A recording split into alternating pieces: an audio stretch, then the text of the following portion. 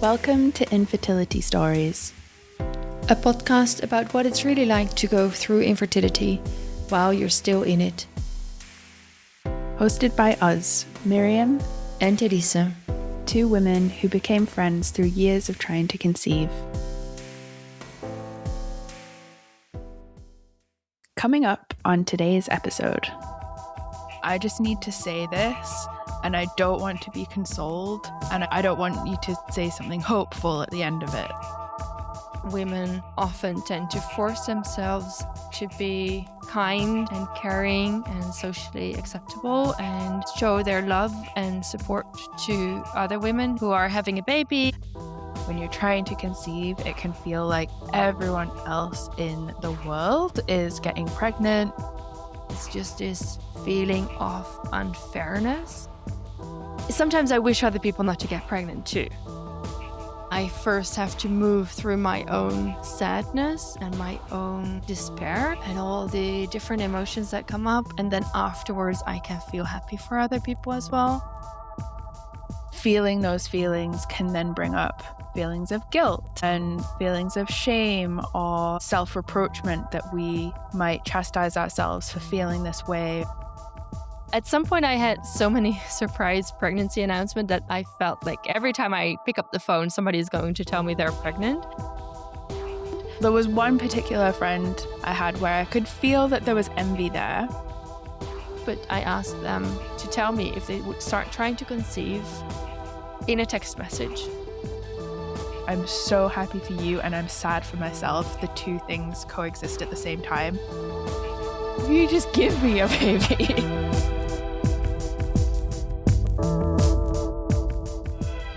Hi everyone, welcome back to Infertility Stories. Today we wanted to do a bit of a different episode where we deep dive on a topic that I think everyone who is going through infertility will be able to relate to, and that is the feeling of everyone else getting pregnant while you are not able to. And so for today's episode, we're going to talk about the feelings that come up, the reason why it's so hard, strategies for coping with other people's pregnancies, and what other people can do to make it easier for those of us who are struggling with infertility. So that's a little taster of what we're going to talk about. But first of all, let's check in. How are you doing today, Elisa? And where are you at in your cycle right now? Yeah. Hi. Hello, everyone. So good to talk again about this topic. I think this is going to be one of the most recognizable and sadly also a very hard topic that everybody can relate to. Where I'm at in my cycle at the moment, I'm in my follicular phase. I'm in between my period and ovulation or the fertile window again. I'm mostly starting to think again about, okay, how do I want to move forward from this? The last couple of months were my first couple of cycles after having surgery and waiting for a couple of months before being able to try again. And now 3 cycles have passed, making me realize that I might need a strategy again. For me, passing the month where it is still likely that you get pregnant and have a baby within this year has passed. So that was kind of confronting for me and makes me think about how do I want to continue now. And part of the topic that is coming up for me at the moment is whether we should get an appointment again at a fertility clinic to see if we can do IUI, IVF, or anything like that. What feelings are coming up for you as you consider this path? I feel more energy for it now than I did a couple of months ago. So a couple of months ago, I was very clear that I don't have the energy to do that, to go to all the doctor's appointments, to go through all the treatments, even just the blood labs, just how invasive it is. But now a part of me is just wondering if it actually even makes sense to continue trying. So I feel a little bit empty maybe in that sense. So not really sure what I want, and I feels a little bit like it won't hurt me to make the appointment. Mm-hmm.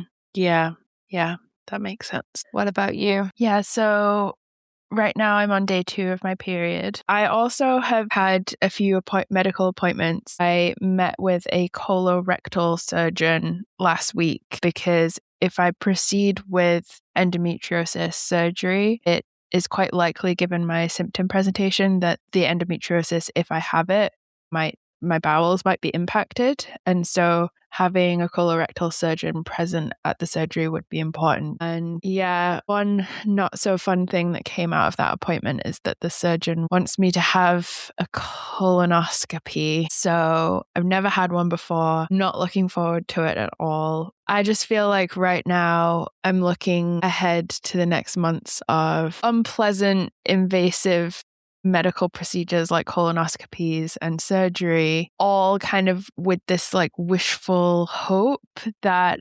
ultimately in the end it might help me become more fertile to do this surgery.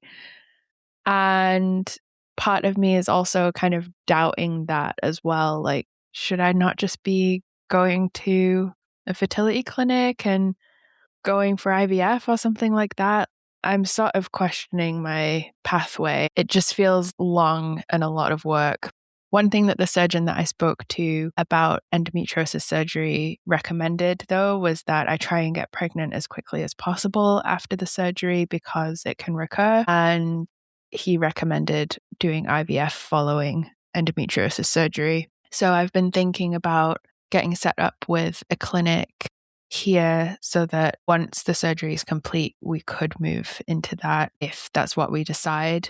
But again, I'm reading my own energy and my own ability to kind of pace myself with moving. There's so much paperwork and bureaucracy. So getting started setting myself up with a new fertility clinic is just another bureaucratic process that I might not have the energy for right now, but I think I will try and do that over the summer, probably, to have it as an option for us if and when we feel ready. Yeah, that's actually interesting because I hadn't really thought about it this way yet. I had thought about, okay, I can set up an appointment for IVF. I can decide later whether I actually want to do it. But I never really thought about that. What I could do is have an appointment and then, let's say, have one IUI or one round of IVF and then go back to trying in the conventional way. That's possible. And I hadn't really realized that it doesn't have to be one or the other, but you do have a choice, of course. You don't have to do one cycle after the other. No, you don't have to do one cycle back to back. You can do an egg retrieval and then wait several cycles. You can freeze the embryos and then wait and see how you feel about it. And you can decide when to do the embryo transfer. And yeah, you can kind of break up the stages. Should we move then into our topic for the day? Let's do it. I really wanted us to talk about this topic of other people getting pregnant because I think it's one of the things that I hear and see people talk about the most in relation to the struggles with infertility. When you're trying to conceive, it can feel like everyone else in the world is getting pregnant. You suddenly see pregnant people everywhere. Your whole social media feed is full of pregnancy announcements. Every friend you've ever had seems to get pregnant all at the same time.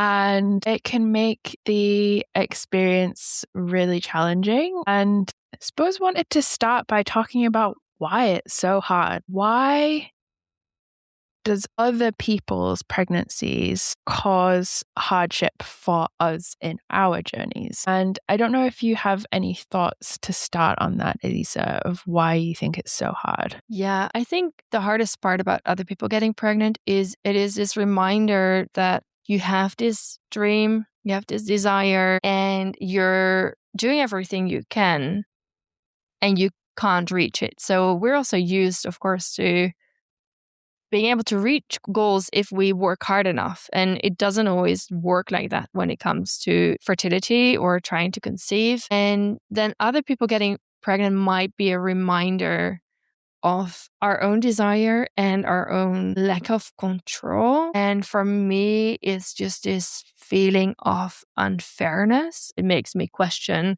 what I do wrong or why it is that I am not getting pregnant. And it is very personal. So even compared to other things, like you might feel the same, I think, when it comes to other people having a job that you would like or having a house that you would like. If you are looking for a partner and you can't find a partner, then it can be hard to see couples everywhere.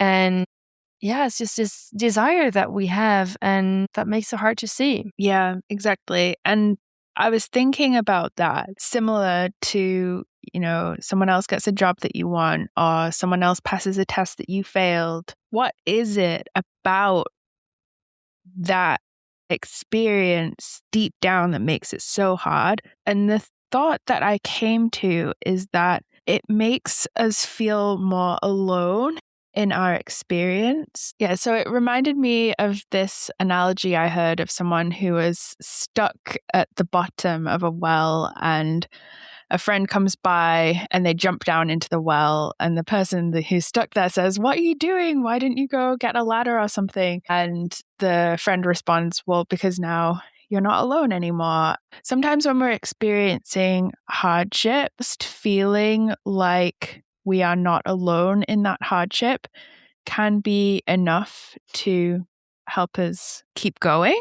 Mm-hmm. So when someone else gets pregnant, for me, what can happen with that is that it emphasizes this feeling of aloneness. And instead of having more people on the same journey, I'm walking alone. And as social creatures, I think we have this need or this desire to feel like we're not the odd ones out, that we fit in, that we share things with other people. It creates a contrast between our own situation and someone being pregnant. It's like, I feel my infertility more now through the contrast of the other person. Yeah. Yes. And especially if you look at this question of we want to be similar to other people and feel like we belong, which is this human need, then other people getting pregnant and us not shows that we are different. So that we are somehow different than others. And the more people get pregnant, the more different we feel and the more alone. And I think the difficulty is that we don't want everybody to be stuck at the bottom of the well, but we also don't want to be at the bottom of the well by ourselves, feeling like everybody is on the normal level on the surface and having fun, going on with their lives, doing whatever they want, and we are stuck at the bottom of the well. So ultimately, of course, what we want is to not feel alone, and ideally on the surface and not in the bottom of the well. Sometimes I wish other people not to get pregnant too. I mean, this is where we get into the ugly feelings. But ultimately, when I think about it, obviously, I don't want them not to get pregnant, but I want myself to get pregnant as well. Mm-hmm.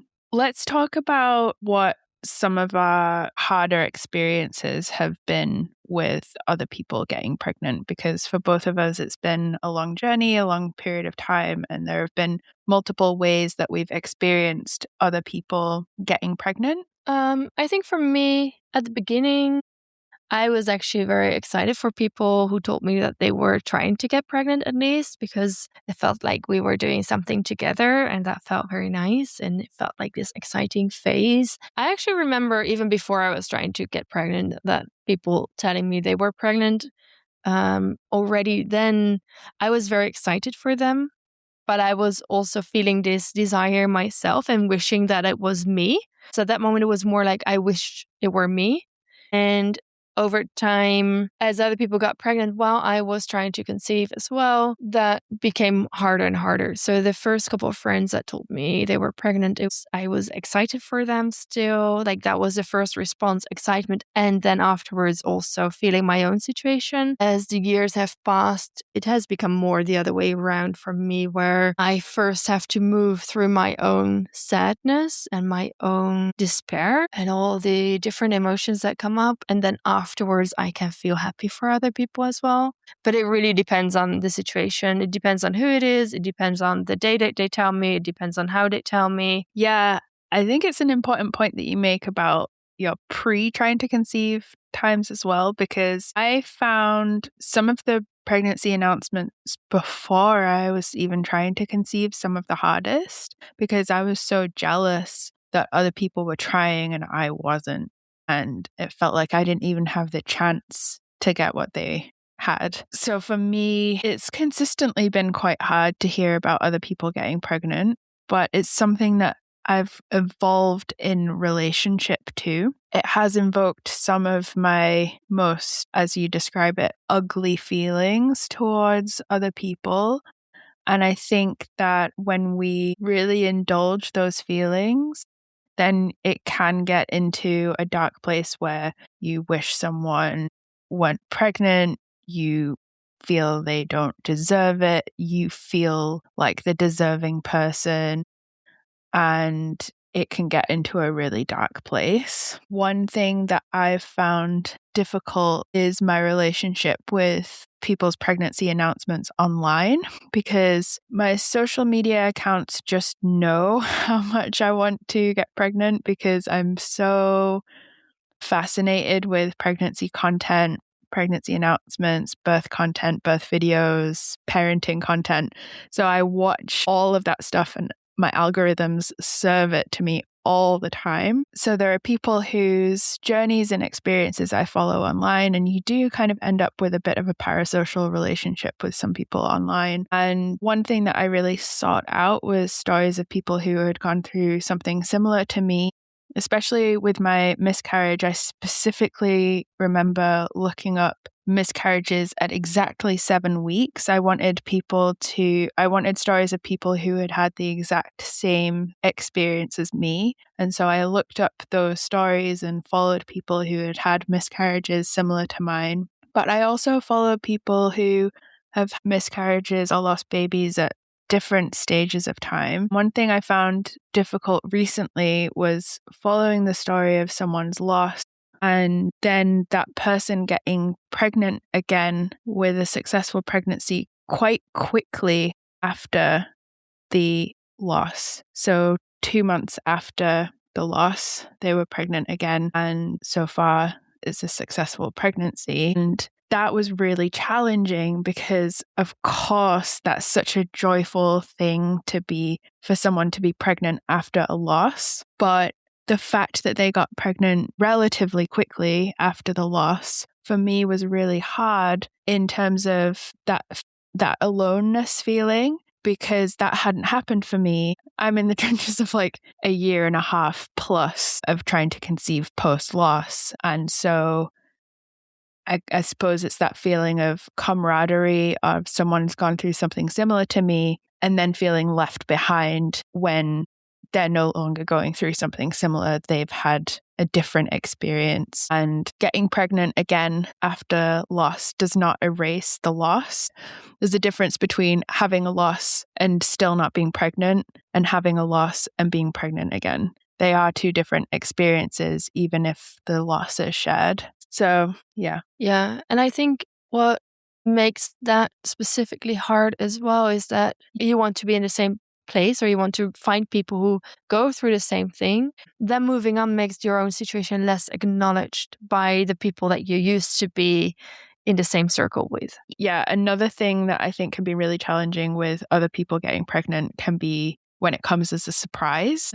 So when it comes to getting surprise pregnancy announcements or pregnancy announcements at difficult times as well, because again, it can depend on when you hear the news. Hearing that news on day 1 of your period or right after a miscarriage, it can be harder to process. Yes, totally. And at some point I had so many surprise pregnancy announcements that I felt like every time I pick up the phone, somebody is going to tell me they're pregnant, that I kind of started assuming anytime that I would talk to somebody, and I started to prepare myself actually that somebody might tell me that they're pregnant. But yes, I've also had pregnancy announcements while going through miscarriage, pregnancy announcements on very hard days of the year. But for me, it's also sometimes people telling me about other people being pregnant. That makes it very hard, that it can come at any time and I might not be prepared for it. I learned to force myself to be happy when talking to people who tell me they're pregnant.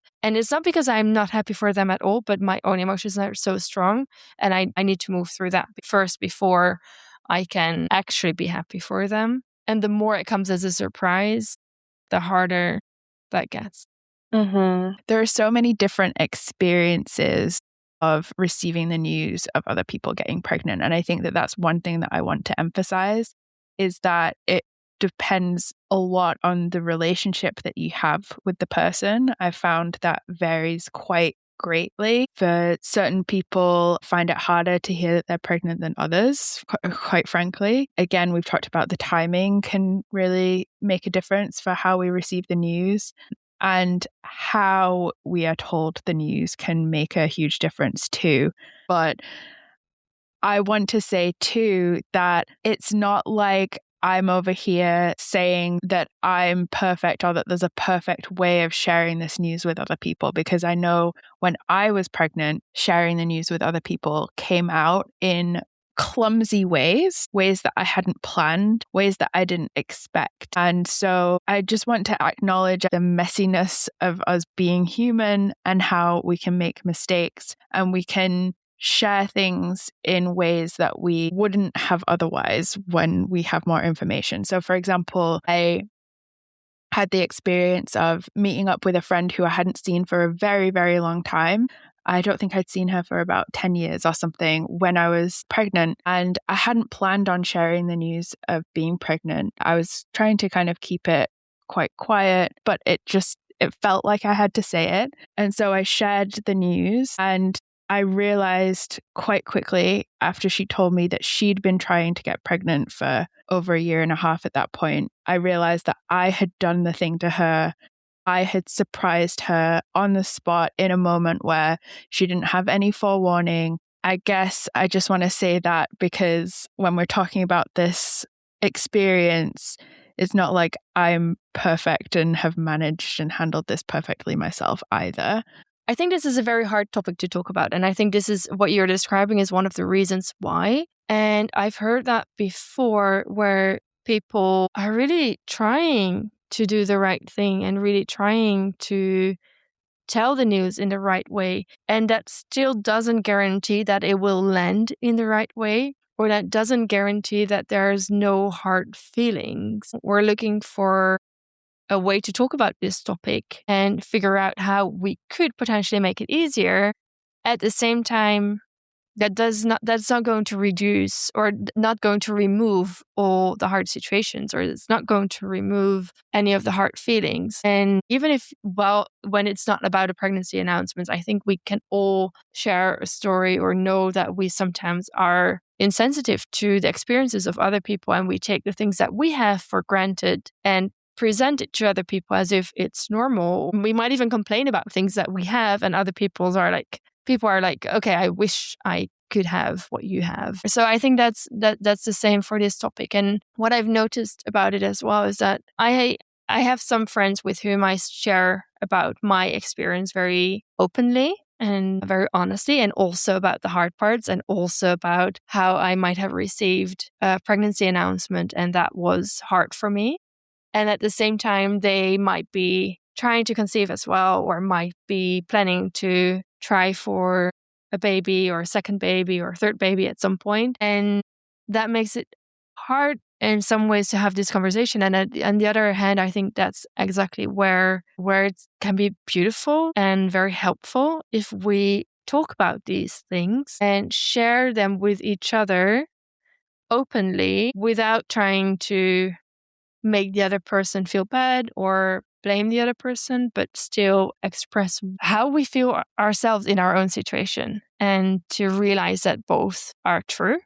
Yeah, it's kind of like allowing for multiple different feelings to exist at the same time. So oftentimes, pregnancy announcements are some of the most joyful news that you can share. It's not always the case. Obviously, there's a whole spectrum of experiences that people can have with pregnancies, but often it's happy news. So there's happiness, but then if you're experiencing infertility, it can also bring up feelings of sadness, jealousy, resentment, anger, some of those, quote unquote, ugly emotions that we might not want to feel in relation to a happy news or someone else's joy. And then feeling those feelings can then bring up feelings of guilt and feelings of shame or self-reproachment that we might chastise ourselves for feeling this way. One of the feelings that I wanted to talk about was the feeling of envy. I read a definition of envy as being sadness at someone else's joy. And that really spoke to me for this experience of the feeling that I have sometimes when I hear about a pregnancy announcement. What I found with envy and with a lot of the emotions that I experience in relation to other people's pregnancies is that I never want to shame myself for feeling a certain emotion.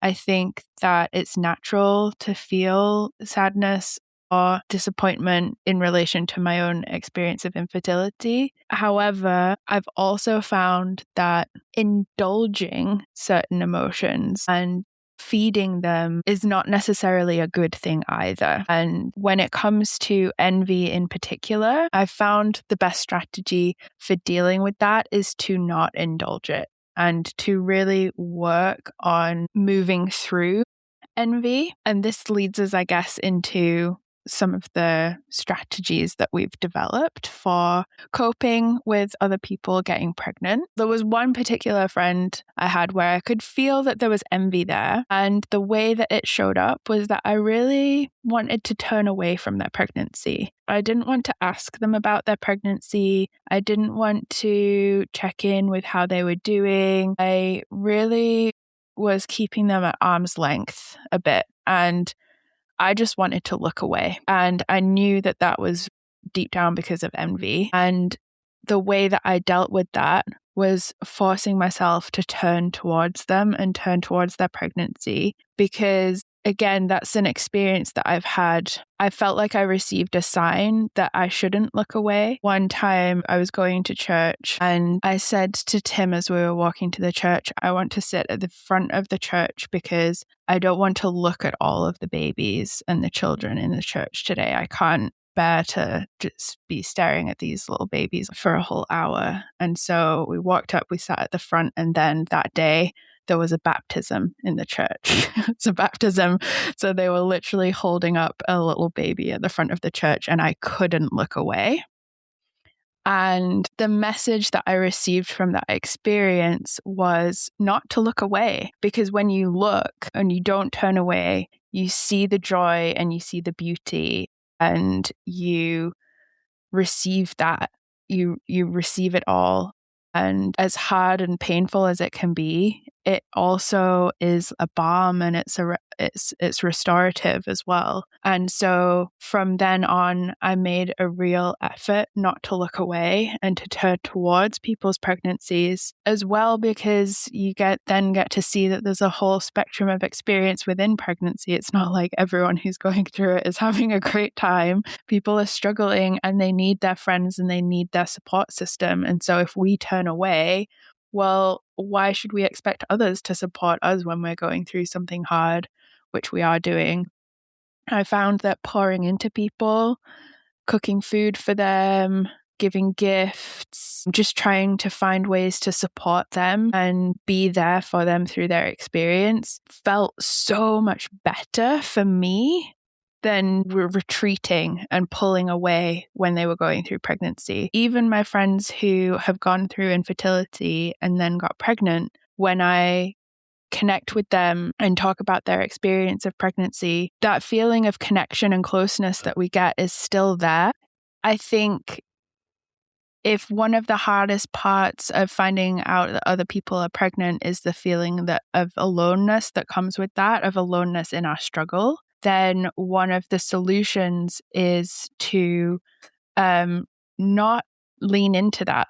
Like, don't create that aloneness for yourself. Continue to stay connected to those people, continue to reach out and continue to be in dialogue and relationship with them. And then similarly, having a large network of people who are going through something similar to you, going through infertility at the same time, is so important, because then when one of your friends miraculously gets pregnant, even when they're going through infertility, you have other people who you can still talk to who are going through something similar. Those are some of the strategies that I found for coping with envy, but also just for coping with infertility in general, to find the joy as well as the joy is there, as well as the sadness. Yes. Yeah. I can very much relate to that. And I've personally also experienced situations where I knew I have to move through this envy and I don't want to stay in it. I want to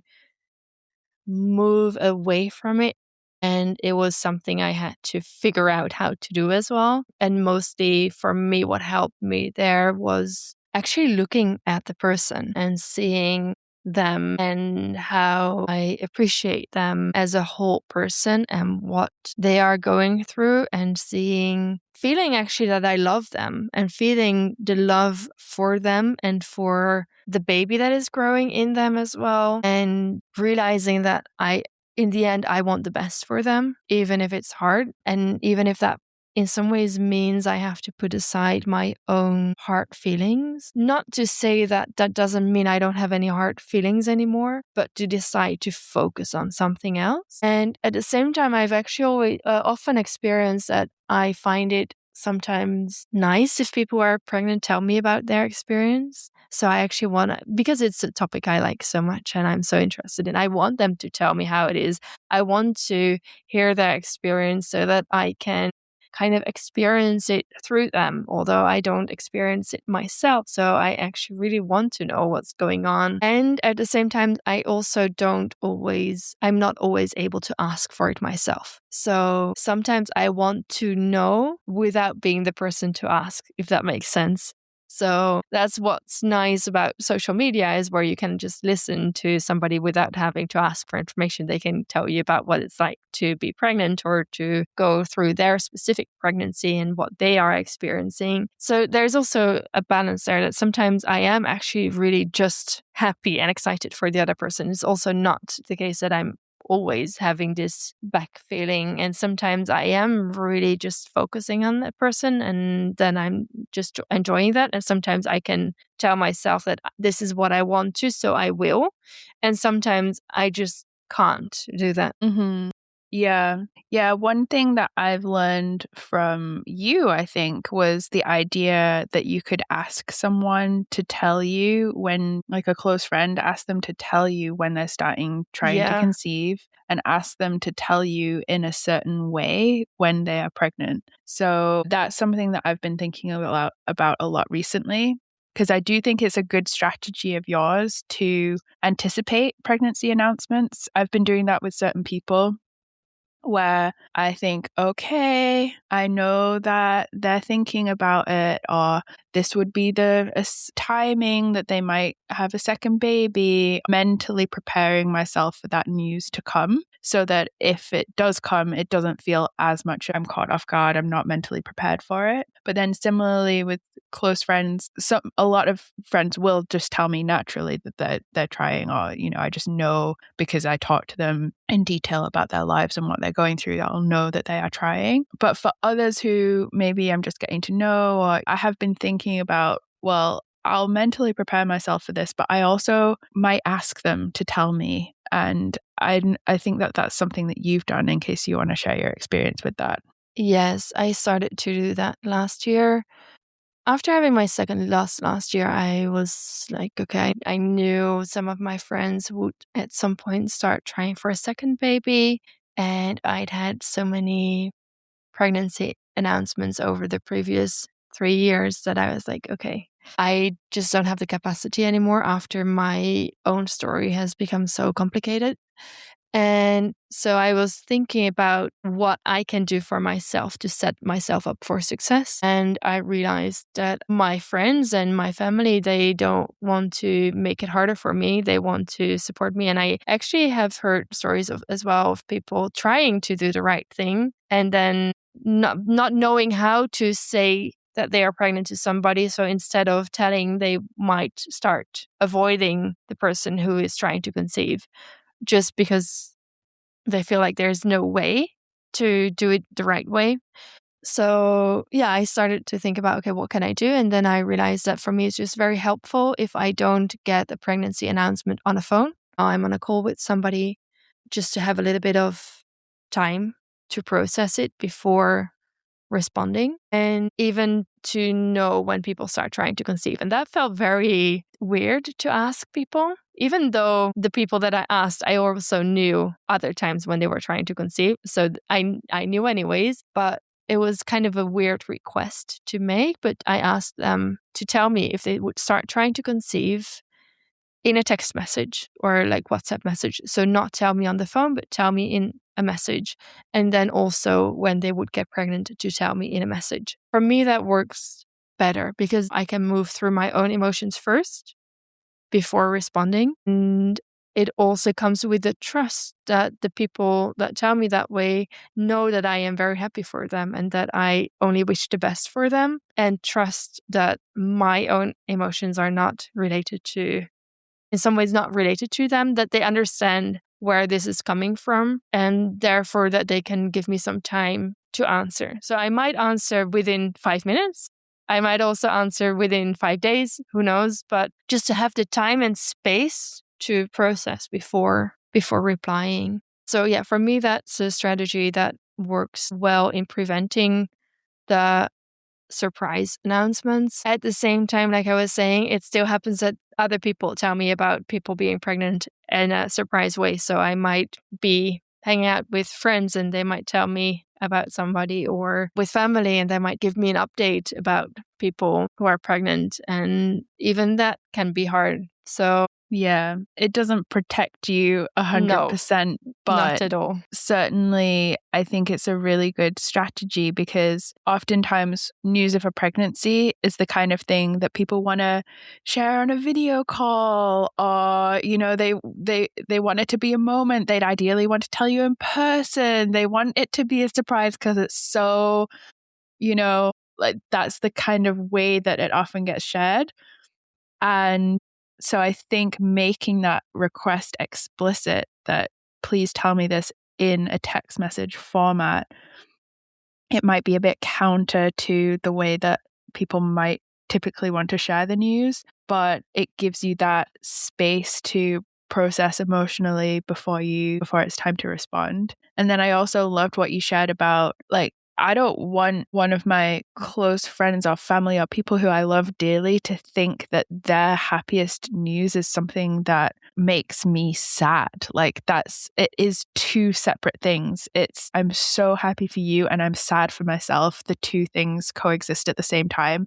And that's something I have to remind myself the other way around as well. So in the end, for me, what's most helpful is to split the experiences and see them as two separate things, even though my mind wants to make it one big messy thing where life is unfair and the world is against me and I am suffering and therefore others should suffer too. My mind can go in that direction, like you're saying with the envy as well. And therefore I remind myself, and I hope my friends and my family do the same, that it's two separate things. And that helps me to create space to feel the happiness as well, or to feel the joy, or to, it's not that somebody's happiness comes at my expense, where my suffering comes at somebody else's expense. At least I don't think the world works that way. Mm-hmm. Yeah. And I do think there are better and worse ways for people to share the news of their pregnancy with a friend who's going through, or a friend or family member who's going through infertility.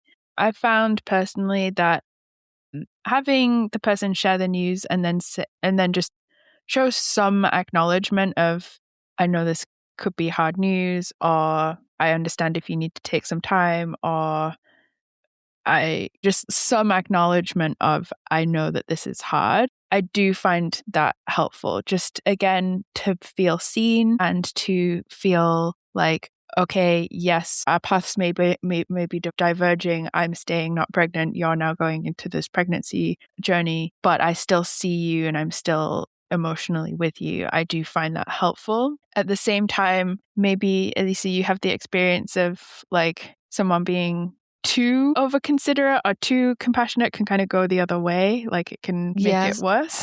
So yeah, I definitely have the same, that if people acknowledge my feelings. So if in a text message somebody says like, hey, I have this news, or even on a phone call or whatever, I have this news, I realize that can be hard for you. Take as much time as you need. For me, that's basically the formula that works well. So no expectations and not acknowledging the feeling, trusting that there's happiness as well, and just sharing the news in that way. Yeah, so I don't like it if people become very careful around me, like trying to avoid topics, because I'm not avoiding the topic either. So I prefer if we just talk about it. I prefer if we just openly talk about it and acknowledge it at both sides of the story. So not just my side, also not just the other side, both sides of the story. For me, that's helpful. Yes, if somebody who is pregnant all the time refers to how hard that must be for me, then that's not helpful for me. If somebody is too careful around me, that makes me feel like they want to point out to me all the time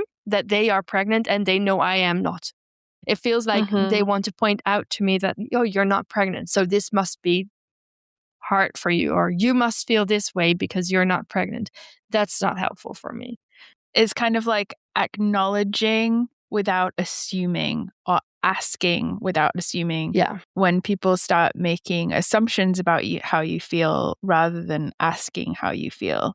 Because sometimes, for example, people might assume that they shouldn't share pictures of their babies or pictures of their pregnant belly or something. Whereas actually, I wish they would ask me, because in asking me, they would acknowledge what I'm going through, but then also they wouldn't be assuming that I don't want to, because for me, I do want to.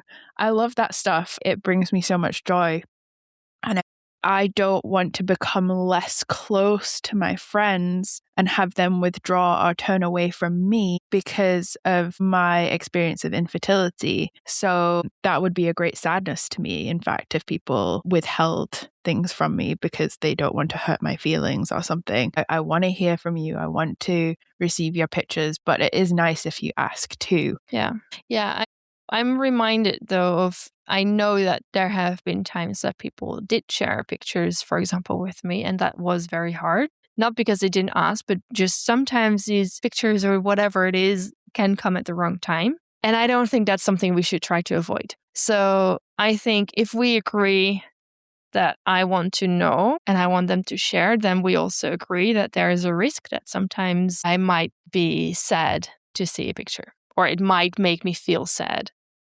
Or it might remind me of my own unhappiness. And that's okay. So I think maybe part of this whole process is also accepting that it's going to be hard. We are not going to be able to avoid that it's hard. We're not going to be able to avoid that anybody says anything to us that is going to make us feel any of the emotions. And at the same time, we can try and find ways to make it better.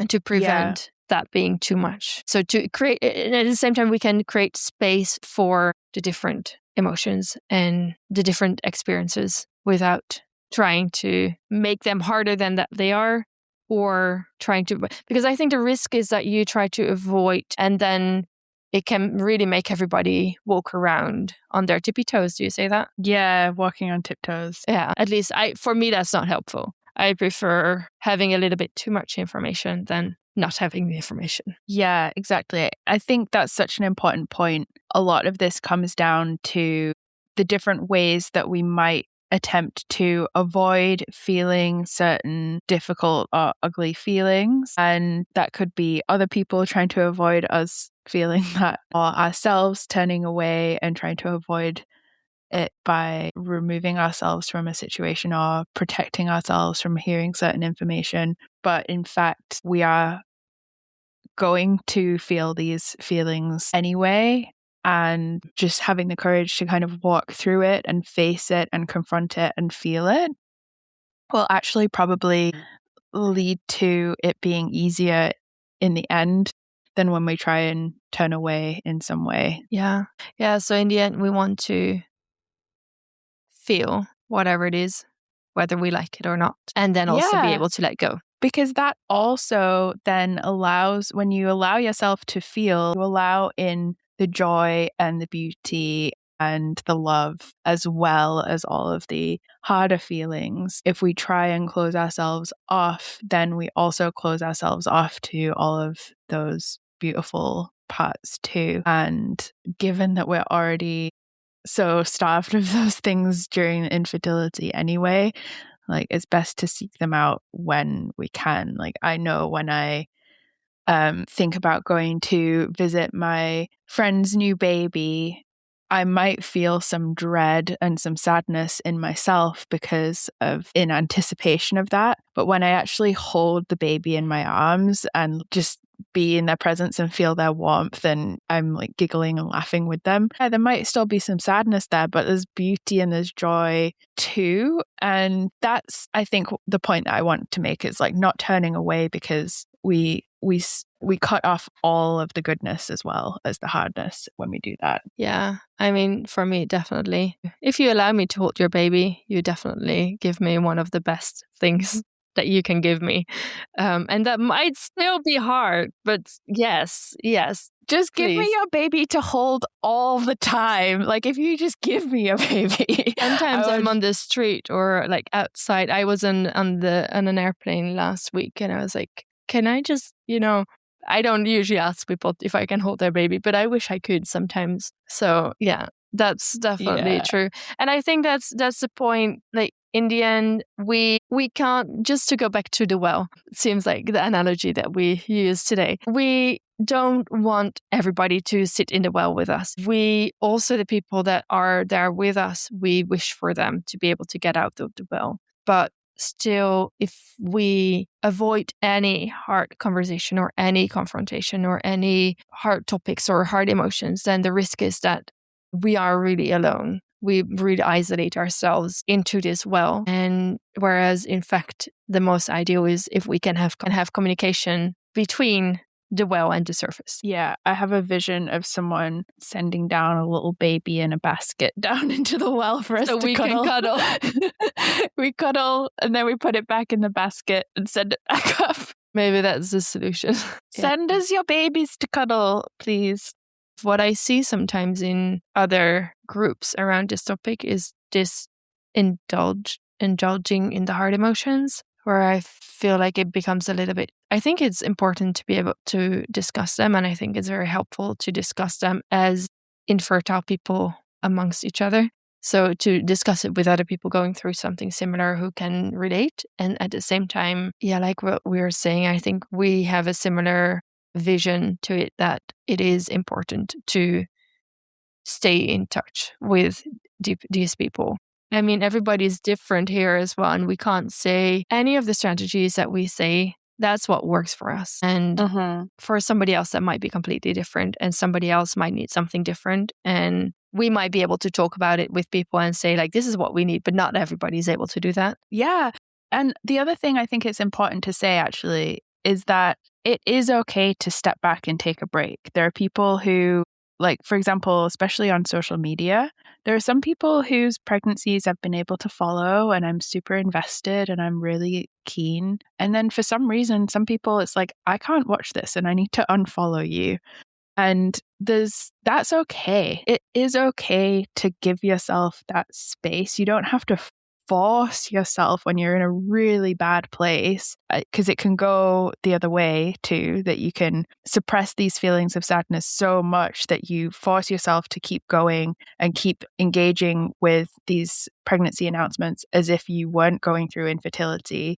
And that's not fair on yourself either. You need to acknowledge the hardship that you're going through and the hardship that pregnancy announcements can trigger. Yeah. But at the same time, I think there is a danger in overindulgence, like you say, and overly indulging in those emotions, trying to wrap yourself up in bubble wrap and protect yourself from any hard feelings. So ultimately, I think what we're trying to say is it's about finding out that balance. One thing that I've also seen online and in groups about this topic is that women often tend to force themselves to be kind and caring and socially acceptable and show their love and support to other women who are having a baby. Like, so people might be going through a miscarriage themselves or been trying to conceive for a long time, not getting pregnant, having their own issues, and then still forcing themselves to send cards to, I don't know, co-workers who get pregnant, trying to support a neighbor who's just had a baby, sending presents, sending cards, even though they don't have the capacity for it at all. And they feel like they have to do it to show their support and that there's no space for their own situation at all anymore. They just have to do all the stuff. And I think this is something that in society that we have learned and that we have, it's this pressure that we have on women, I think, especially. And I think that's where you need to be careful, because I think that's where it's out of balance again. Yeah, exactly. That's such an important point. I'm really glad that you said it. So just giving yourself permission, it's okay to skip the baby shower. Yeah. You do not need to go. You don't need to go the extra mile. If you just don't have capacity for it, you can do the absolute minimum and give yourself a break. I think in some ways this is similar to what we were talking about when we were talking about my story, where I noticed that there were many different people around me while I was grieving, and everybody was able to take care of me in different ways. And I think this is the same where I don't think most of the people around us would expect us to be the most active in organizing a baby shower or anything related to somebody else's pregnancy, and to trust that other people are also there surrounding this person and we don't have to be the one carrying all the happiness and bringing all the happiness. There's other friends and other family members that can be 100% just excited and not going through their own journey and infertility and grief at the same time. They can just be happy. And so we don't have to be the most excited person at a party. We can just do it in a way that feels all right for us in this situation and this phase of our life. Exactly. Yeah. Maybe we could talk about some strategies that have been helpful for moving through and feeling some of those harder emotions rather than skipping and avoiding them and just going straight to, organizing your friend's baby shower when you have just had a miscarriage.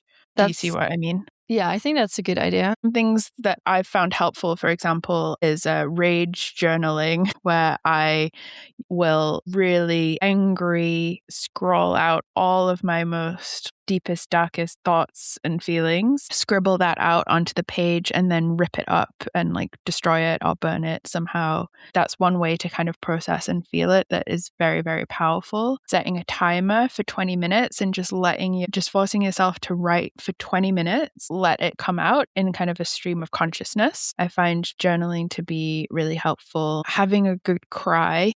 I think a lot of people try and hold back the tears, but sometimes I just have a day where I spend most of the day crying. I usually feel better afterwards. So I think sometimes people are afraid that if they let the tears come and if they let themselves cry, that they'll never be able to stop, or they'll get dragged out into the emotion and they'll never be able to come back to themselves again. But the way I think about it is like stepping into a hot tub of sadness, and that I'm just going to kind of bathe in sadness for a little while, and then I can stand up and I can get out and I can move on, and I might actually feel a lot better for it afterwards. So those are some strategies that I have for just allowing myself to feel it and move through it. What about you? Do you have any things that have helped you to move through the emotion and feel it rather than avoid it? Yeah, I usually journal a lot too. I also it depends on what I feel. So if I feel sadness, I prefer to give myself some space for that. Take the time to cry, like you're saying, create a little bit of a cozy place for myself and let myself be. I might also talk to people about it. about what I feel. Depending on what I feel, I might talk to a certain person or to somebody else. If I feel angry, usually it helps for me to walk or to move as well. Yeah, talking is an important one for me, I think. Yeah, talking is so helpful, finding the right person to connect with, finding your friends who are going through something similar, friends or family, or even just strangers online can be another helpful way of connecting. And for anger, I have a playlist that I have titled Piss Off. It's a playlist of heavy metal music that I listen to when I'm really angry. Dancing or moving. I think movement is really helpful for anger. Yeah, so sometimes I do find it very helpful as well to be in like online groups, for example, where there is a lot of space for what I call ugly feelings, to just be able to share the story or the experience or whatever happened that made you feel in a certain way without any filter.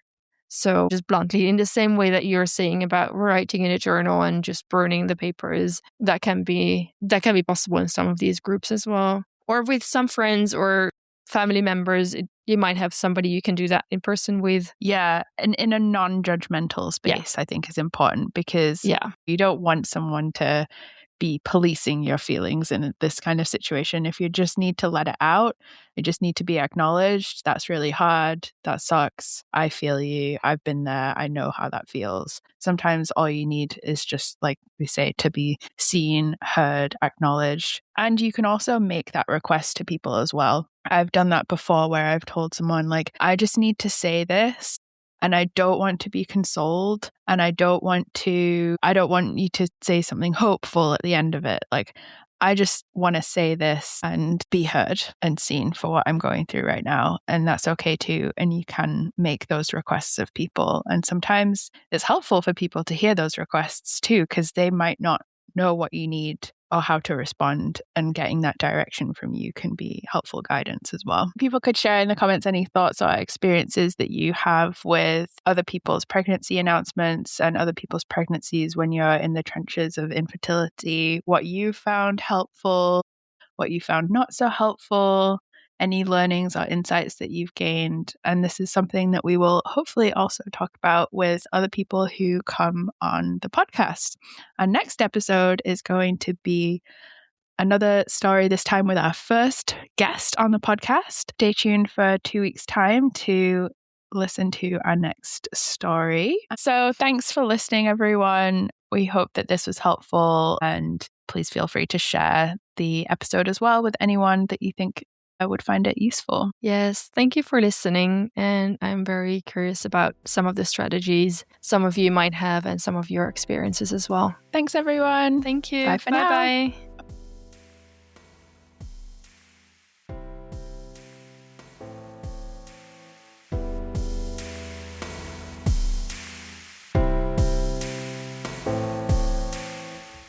Thank you for listening to this episode. We hope you enjoyed it.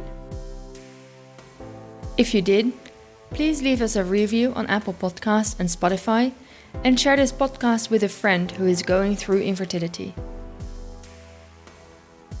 If you have any questions or would like to share your story on a future episode, please find us on Substack and Instagram. The links will be in the show notes. See you in 2 weeks.